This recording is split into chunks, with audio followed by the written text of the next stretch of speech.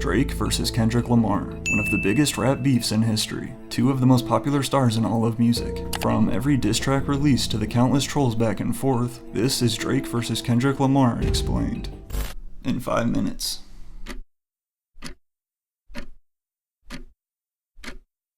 Kendrick and Drake have a long, complicated history, and as the two have advanced, naturally tension has formed on the way.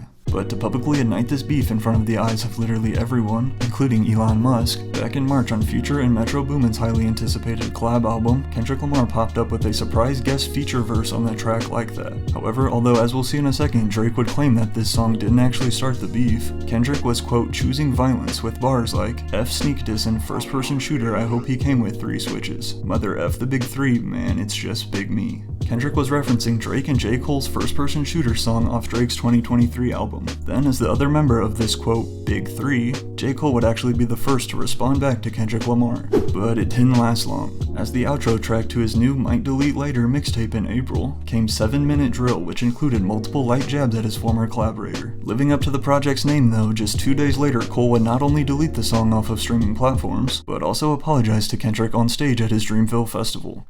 I just want to come up here and be like, publicly be like, bruh, that was the lamest, like, goofiest shit. And I say all that to say, it made me feel like 10 years ago when I was moving incorrectly.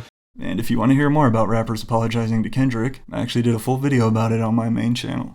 But then on April 13th, Drake would finally respond. After leaking online a few days prior, academics would premiere the final version of Push-Ups, which would mark the first of 4 diss tracks from Drake, addressing almost everyone who attacked him, claiming that it's more like a 20 versus 1. If you ask me though, this was a solid response from Drake. And then shortly after came Tailor-Made Freestyle on Drake's Instagram, another diss which this time included AI verses from West Coast artists Snoop Dogg and Tupac.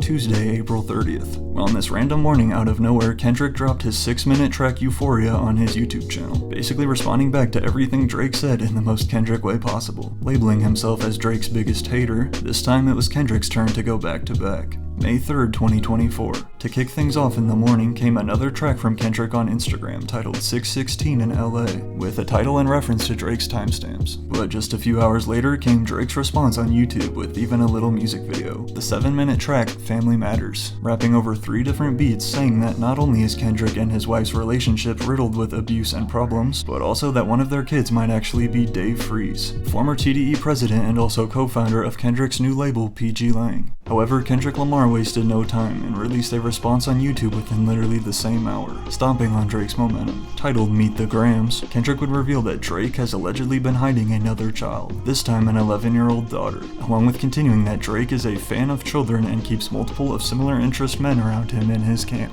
But Kendrick Lamar still wasn't done. The very next day on Saturday afternoon, Kendrick released another nuclear diss, a track that would not only smash all kinds of streaming records, many that were previously held by Drake, but Kendrick's Not Like Us is already considered by many as one of the best diss tracks of all time, claiming over a mustard beat again that Drake and his team are certified P-words. As evident too by this hilarious artwork, Kendrick was able to make a hit song while also